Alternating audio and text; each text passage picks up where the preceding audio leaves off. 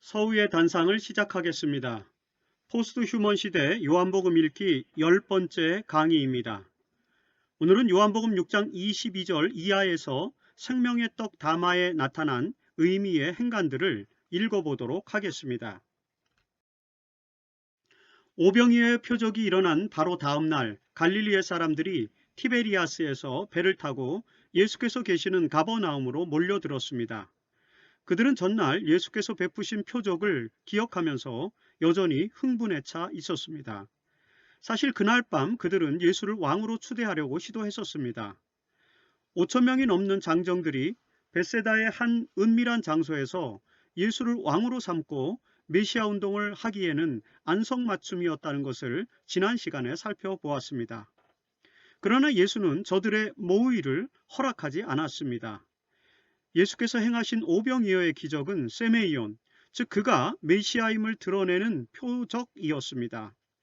요한은 그 사실을 분명하게 기록했습니다. 요한은 자신의 복음서에서 7개의 표적을 기록하면서 예수가 메시아이심을 강력하게 드러내셨다고 계속해서 언급했습니다. 오병이어의 기적은 그 7개의 세메이온 중 정점에 해당하는 것이었습니다. 군중들은 그렇게 이해했고 그래서 예수를 왕으로 삼고자 했던 것이었습니다. 그러나 예수는 아직은 당신의 때가 아니라고 판단했습니다. 그래서 군중들을 피해 혼자 산으로 물러가셨다가 한밤중에 물 위로 걸어서 제자들이 타고 있던 배로 오셨습니다. 그리고 제자들과 함께 가버나움으로 돌아오셨습니다. 그리고 그 다음 날이 밝았습니다. 군중들은 전날 밤의 흥분을 가라앉힐 수가 없었습니다. 그리고 그들은 도무지 이해할 수가 없었습니다. 예수께서 모세가 예언한 그 선지자가 분명하다면 왜 자신들이 제안한 메시아 운동을 거절하신 것일까? 그가 모세가 예언한 그 선지자가 아니었던 것일까? 갈릴리의 군중들은 이 점을 반드시 확인하고 싶었습니다.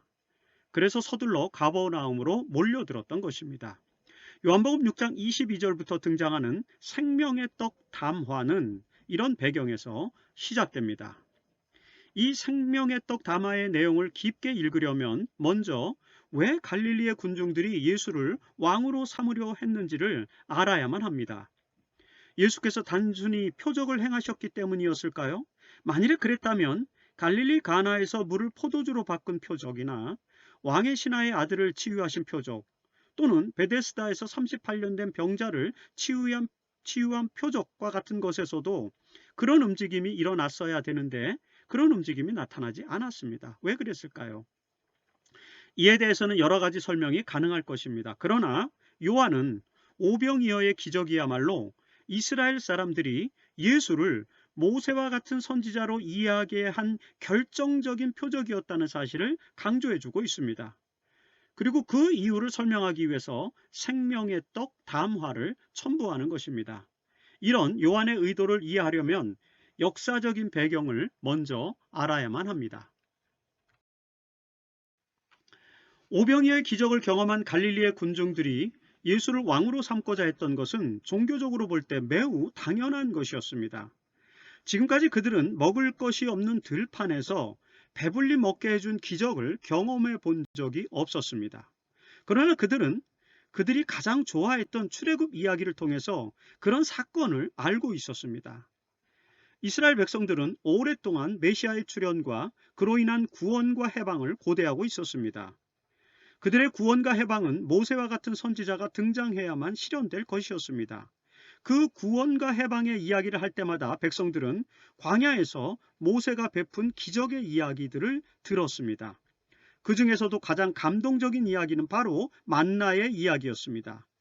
40년 동안 광야에서 유랑하던 이스라엘 백성들이 먹을 것이 없었을 때 모세가 기도하자 하늘에서 만나가 내렸습니다.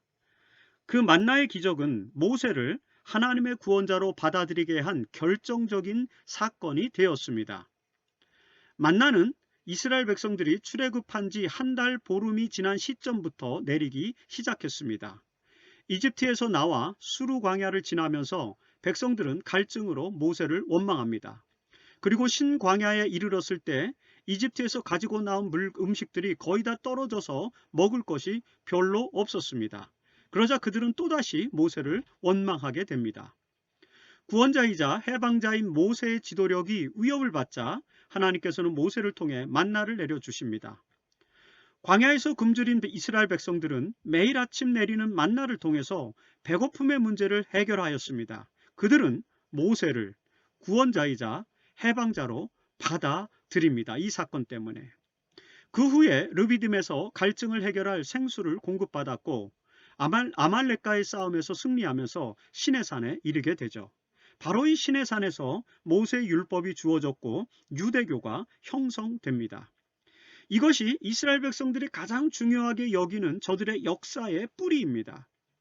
이스라엘이 이집트의 압제로부터 벗어나 구원과 해방을 경험하고 하나님의 율법을 중심으로 한 이스라엘 민족을 이루게 해준 인물이 바로 모세였습니다. 그래서 모세는 이스라엘 백성들에게 가장 위대한 선지자였던 것입니다.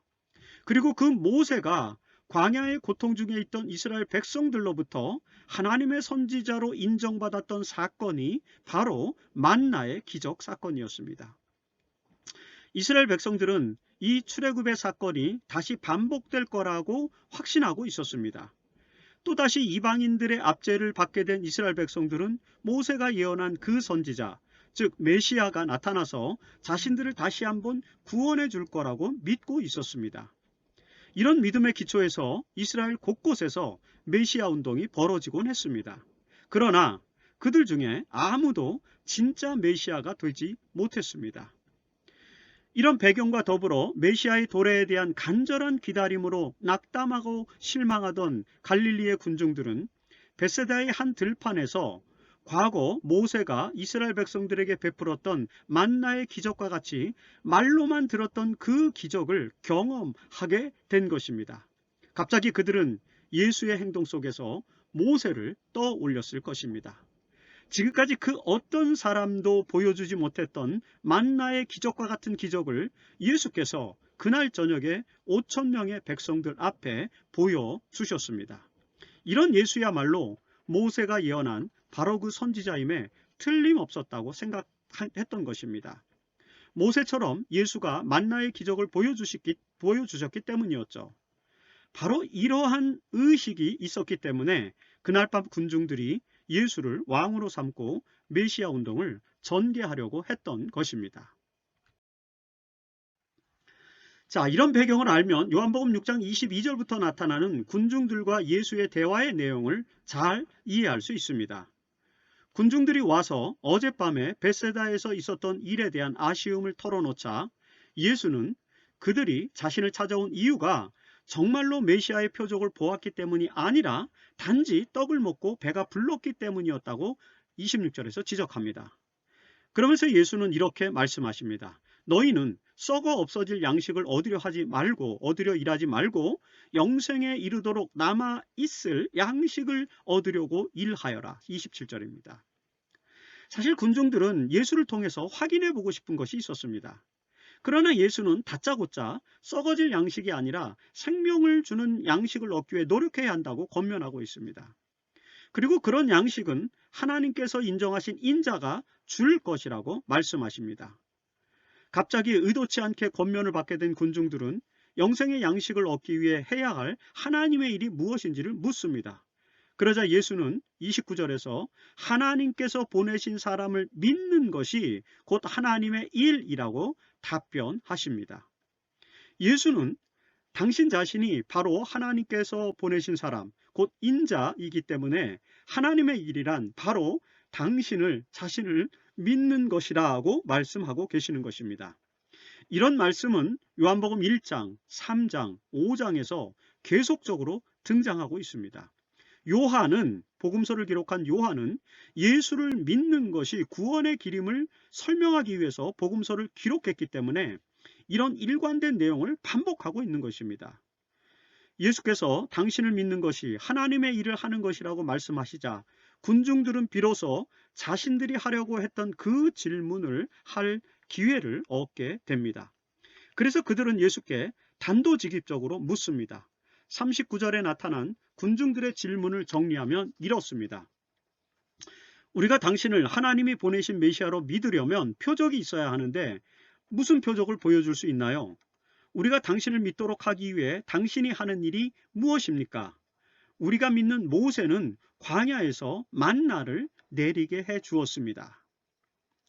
이처럼 애둘러 질문하고 있지만 군중들의 질문의 요지는 분명합니다. 그들은 예수가 모세와 같은 선지자라면 만나의 기적과 같은 표적을 보여주어야 하는데 어젯밤에 보여준 그 오병이어의 기적을 바로 그 표적으로 받아들여도 되는지 묻고 있는 것입니다.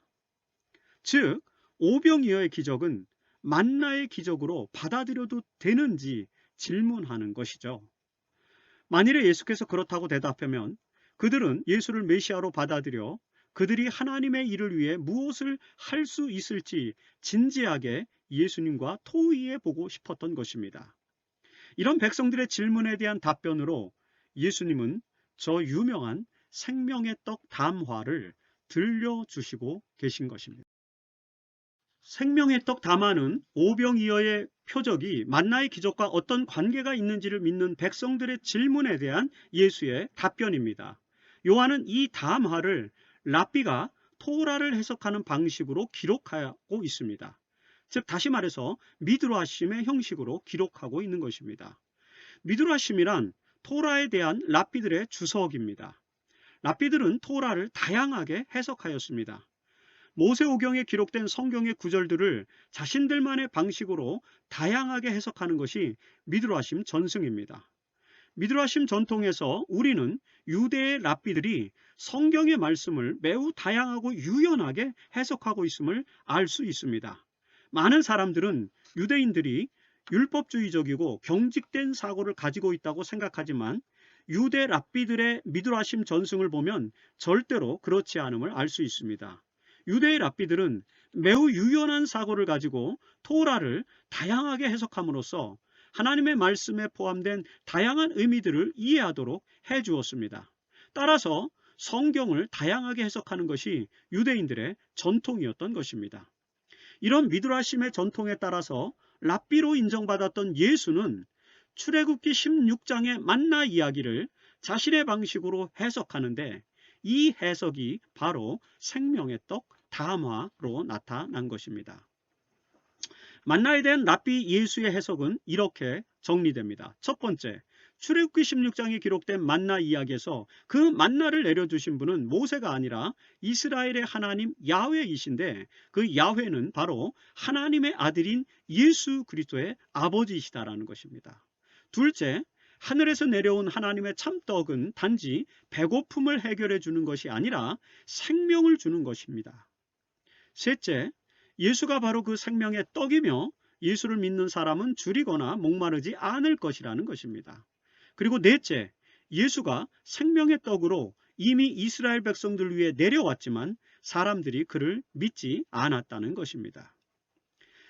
예수께서 하늘에서 내려온 것은 아버지의 뜻을 행하려 하기 때문인데 하나님의 뜻은 사람들에게 생명을 주는 일이라는 것입니다. 랍비로서 예수가 가르치신 출애굽기 16장의 만나 이야기에 대한 해석은 이런 식으로 정리가 됩니다. 지금까지 그 어떤 랍비도 이런 식으로 해석한 적이 없었습니다. 그래서 이 예수 그리스도의 해석이 미드라심에는 나타나지 않습니다. 그러나 요한은 바로 이런 미드라심의 형식에 기초해서 생명의 떡 담화를 기록하고 있습니다. 미드라심의 형식으로 요약된 이 생명의 떡 담화의 내용은 이런 것입니다. 출애굽 때에 광야에서 먹은 만나는 생명의 떡이 아니며 하나님께서 보내신 메시아는 그런 배고픔을 면하게 해주는 떡이 아니라 생명을 주는 떡을 제공해 줄 것이다. 이스라엘 백성들이 기다리는 떡은 바로 그런 생명의 떡이어야 한다. 그러니 오병이어의 기적에서 떡을 먹고 배부른 것 때문에 메시아 운동을 하려 하지 말고 그 표적에서 하나님의 일, 즉 하나님의 뜻을 깨달아야 한다라는 것입니다. 만나라고 하는 물질과 그 기적의 사건을 생명의 떡 담화로 승화시킨 예수의 가르침을 백성들은 곧바로 깨닫지 못했습니다. 그들은 영적으로 사고하는 훈련이 필요했습니다. 더욱이 자신을 생명의 떡으로 설명하는 예수의 해석학적 차원을 이해하기는 매우 힘들었습니다. 요한은 예수를 신적 로고스로, 그리고 어린 양으로, 또는 성전으로, 또는 장대에 달린 놋뱀으로 계속해서 적용하고 있으며, 이제 만나를 대체한 생명의 떡으로 또다시 예수를 설명하고 있는 것입니다. 이런 고차원적인 유비를 백성들이 쉽게 이해하기는 어려웠을 것입니다. 그럼에도 불구하고 요한이 이런 고도의 담화를 지속적으로 전개하는 것은 당시 요한 공동체에 만연한 영지주의적 교사들과 그 영향을 의식했기 때문이었습니다.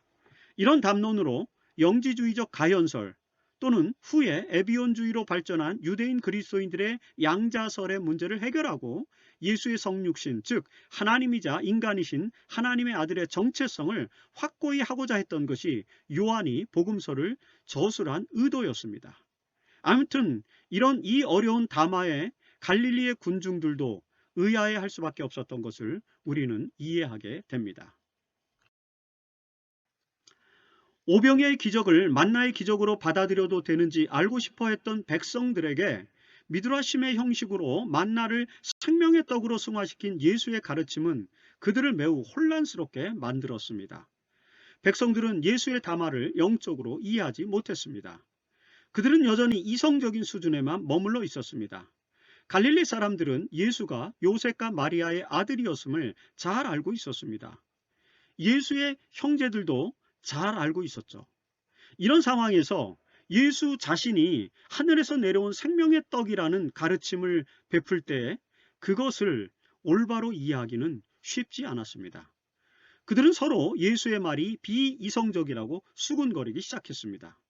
그런 그들에게 예수는 이사야서 54장 13절을 해석하시면서 하나님께 가르침을 받은 사람들은 예수 그리스도 자신을 믿고 따르게 될 것이라고 설명합니다. 그러면서 48절로 51절에서 생명의 떡 담화의 클라이막스를 전개하십니다. 이렇게 설명하십니다. 나는 생명의 떡이다. 너희 조상들은 광야에서 만나를 먹었어도 죽었다. 그러나 하늘에서 내려오는 떡은 이러하니 누구든지 그것을 먹으면 죽지 않는다. 나는 하늘에서 내려온 살아있는 떡이다. 이 떡을 먹는 사람은 누구나 영원히 살 것이다. 내가 줄 떡은 나의 살이다. 그것은 세상에 생명을 준다. 그리고 이후의 기록은 요한이 예수의 말씀을 성만찬 모티프로 추가한 것으로 우리는 이해할 수 있습니다. 지난 시간에 그 내용을 또 살펴보았습니다. 이처럼 생명의 떡 담화의 클라이막스에서 예수의 가르침은 명쾌하게 이해됩니다. 예수께서 생명의 떡이신 이유는 그분께서 당신의 몸을 희생하심으로 인류에게 영원한 생명을 주실 것이기 때문입니다. 이 땅에서의 생명을 유지하기 위해서는 떡과 포도주가 필요합니다. 마찬가지로 천국에서 영원한 생명을 누리기 위해서도 떡과 포도주가 필요하죠. 그 떡과 포도주는 바로 그리스도의 희생을 상징하는 것입니다. 따라서 제자들은 이 상징들을 통해서 예수 그리스도의 희생을 기념하였고 그들이 기념하는 희생을 통해서 하늘의 영원한 삶을 얻게 되었습니다. 출애굽 사건에서 이스라엘 백성들이 경험한 구원의 경험은 예수 그리스도의 십자가를 통해서 모두 성취될 것이었습니다. 이런 차원에서 출애굽의 만나 이야기는 바로 생명의 떡이 되시는 예수 그리스도에 의해서 성취되는 것입니다. 오병이어의 기적과 그에 뒤이어 등장하는 생명의 떡 담화는 이런 매우 긴 역사적 배경과 더불어서 이해할 수 있는 이야기입니다. 이런 배경을 살펴볼 때 예수의 생명의 떡 담화를 가장 잘 이해해야 할 사람들은 바로 출애굽을 통한 구원을 고대하던 이스라엘 백성들일 것입니다. 그러나 그들은 예수의 가르침을 잘 이해하지 못했습니다. 그들이 이 말씀을 이해하지 못했던 이유가 있었습니다. 그것은 그들이 모세와 같은 선지자를 왕으로 오시는 승리의 메시아로 이해했기 때문이었습니다. 그러나 예수는 생명의 떡으로 오시는 고난의 메시아를 가르치고 계신 것입니다. 자신들이 기대하던 그 선지자와 다른 메시아성을 소개하자 그들은 이스라엘 백성들은 예수를 그 선지자 즉 모세와 같은 선지자로 받아들이기를 포기하게 됩니다. 전날 밤에 벳세다에서 느꼈던 열정은 한낱 일장춘몽이었다고 그들은 생각하게 됩니다. 그래서 그들은 더 이상 예수를 모세와 같은 선지자로 믿지 않기로 최종 결정하게 됩니다. 그래서 그들은 예수의 생명의 떡 담화를 이해할 수 없게 되었던 것입니다. 이 자리에는 예수를 열렬히 따르던 제자들도 많이 있었습니다. 하지만 그 많은 제자들도 예수의 말씀을 잘 이해하지 못했습니다. 그들은 이 말씀이 이렇게 어려우니 누가 알아들을 수 있겠는가라고 말하고는 다시는 예수를 따라다니지 않았다고 60절과 66절에 기록하고 있습니다. 예수의 말씀은 모든 사람들이 이해할 수 있을 만큼 명백했지만 꼭 그런 것만은 아니었습니다. 때때로 예수는 제자들조차도 이해할 수 없는 어려운 말씀을 하시곤 하셨습니다. 그분의 가르침이 영적인 가르침이었기 때문이었습니다. 이런 표현과 내용은 오직 요한복음에만 등장합니다. 그 이유는 요한이 당대의 영지주의자들에게 예수의 정체성을 분명하게 가르치기 위해서 복음서를 기록했기 때문이었다고 다시 한번 말씀드릴 수 있습니다. 요한복음 6장의 생명의 떡 담화는 예수의 가르침 중에서 가장 어려운 부분 중에 하나입니다. 그것이 미드라심의 형식을 취하고 있기 때문이기도 했지만 무엇보다도 그의 영적인 접근을 이스라엘 백성들이 받아들이기 어려웠기 때문이었을 것이라고 설명할 수 있습니다. 그리고 무엇보다도 그 말씀이 어려웠던 이유는 예수의 가르침을 자신들이 알고 있던 그 메시아 사상과 다른 것으로 생각했기 때문이었습니다. 생각이 달랐기 때문에 그들은, 이스라엘 백성들은 예수의 말씀을 이해하지 못했던 것입니다. 자, 이제 요한복음 6장의 생명의 떡 담화를 포스휴먼 시대 읽기로 읽어보도록 하겠습니다. 생명의 떡 담화에서 예수는 토라에 나타난 만나 이야기를 하늘에서 내려온 생명의 떡에 적용시키는 유비적인 해석을 보여주십니다. 하나님의 말씀은 토라를 매우 유연하게 해석하던 랍비들의 미드라심 형식을 따른 것입니다. 이처럼 예수는 성경을 영적인 차원으로 재해석해 주시는 탁월한 랍비로 나타나게 됩니다. 예수의 많은 교훈들은 이처럼 토라의 재해석을 통해서 주어지게 됩니다. 이것 때문에 바리새인과 예수는 여러 지점에서 대립할 수밖에 없었습니다. 그러나 그리스도교는 이런 예수의 해석의 기초에서 등장하였습니다. 따라서 그리스도교는 형식주의나 율법주의에 얽매이기보다는 성경을 시대적이고 영적인 차원으로 재해석하는 특성을 가지고 있습니다. 아마도 이런 특성 때문에 교부들의 신학이 발전을 했고 캐톨릭의 스콜라 신학이 집대성되었습니다. 그리고 종교개혁도 이런 특성으로 인해서 성공하게 된 것입니다. 오직 말씀으로 돌아가서 그 말씀을 풍성하게 재해석함으로써 다양한 개신교 교파들이 형성되었습니다. 이런 해석의 역사를 비추어 볼 때 그리스도교 신학은 시대적으로 영적인 차원에서 열려 있는 것임을 보게 됩니다. 그 열림의 차원이 오늘날 어떻게 그리스도교 신학을 희망의 신학으로 만들 수 있을지 진지하게 성찰해 볼 필요가 있습니다. 유대인들은 풍성하고 유연한 해석 전통인 미드라심 전통을 가지고 있었음에도 불구하고 형식주의와 율법주의에 빠져 결국 메시아를 거절하게 됩니다. 21세기 그리스도교는 이런 유대교의 역사를 기억해야만 합니다. 지난 2000년 역사에서 그리스도교 역시 형식주의와 율법주의에 빠졌을 때가 있었고 그때마다 교회 내에서 개혁이 일어났습니다. 성경은 지상의 양식인 만나를 통해서 하늘의 양식인 생명의 떡을 이해하게 해주는 그런 책입니다. 이런 영적인 해석이 21세기를 사는 오늘 우리에게도 절대적으로 필요합니다. 이제 우리는 예수께서 가르쳐 주신 생명의 떡이 21세기 포스모던 시대에는 또 어떻게 해석될 수 있을지를 모색해 보아야만 합니다. 그것은 오병이어의 기적에서 우리가 다룬 것처럼 굶주린 인류에게 너희가 먹을 것을 주라는 예수의 말씀을 실천하는 것. 그렇게 하되 단지 육체적인 음식뿐만 아니라 정신적인 그리고 영적인 것으로 먹을 것을 주어야 한다는 점을 말하는 것은 아닐까요? 21세기 인류에게 이 생명의 떡이 또 어떻게 해석될 수 있는지 우리는 미드라심의 전통을 따라서 만나의 이야기를 해석한 예수님의 해석의 방식, 그리고 그 예수님으로 인해서 열린 신학체계를 가지고 발전한 기독교의 역사, 그리스도의 역사, 이런 모든 것들을 통찰하면서 오늘 우리 시대에 우리가 하나님의 말씀을 더 어떻게 풍성하고 의미 있게 재해석할 수 있는지, 이런 것들에 대해서 깊이 성찰하면서, 비록